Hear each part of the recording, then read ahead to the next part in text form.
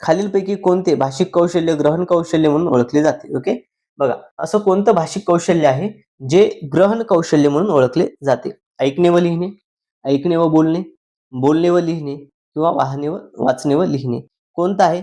तर त्या विद्यार्थी मित्र ऐकणे व लिहिणे पर्याय क्रमांक 1 या प्रश्नाचं योग्य असं उत्तर आहे. ओके, बघा ऐकणे म्हणजे काय?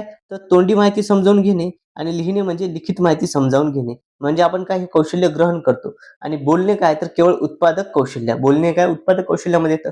त्यामुळे ऐकणे व लिहिणे हे या प्रश्नाचं योग्य असं उत्तर आहे विद्यार्थी मित्र. ओके, चला यानंतर पुढील प्रश्न घेऊया. पुढचा प्रश्न बघा काय? एक भाषा शिक्षिका 5वी इयत्तेत वर्गातील मुलांसाठी दैनंदिन उपयोगाच्या वस्तू जसं की वर्तमानपत्र, मेनू कार्ड व ट्रेनची तिकिटे शिकवण्यासाठी आणते. तर मुलांनी शिकावे यासाठी काय करते? ती मुलांमध्ये जागरूकता निर्माण करते. शिक्षक अधिक वास्तव आणि उपयोगी व्हावे म्हणून अधिकृत सामग्रीचा वापर करते. तर हेच या प्रश्नाचं योग्य असं उत्तर आहे. ओके, जे शिक्षण आहे हे अधिक वास्तव असावं, उपयोगी व्हावं, यामुळे दैनंदिन जीवनात जी अधिकृत सामग्री आहे, ओके, बघा वर्तमानपत्र आणते, अधिकृत आहे. मेनू कार्ड अधिकृत आहे. ट्रेनची जी तिकीट आहे हे देखील अधिकृत असतात. त्यामुळे अधिकृत सामग्री असल्यामुळे हे या प्रश्नाचं योग्य असं उत्तर असणार आहे. लक्षात असू द्या, काळजीपूर्वक वाचावं. काय असणार आहे विद्यार्थी मित्र?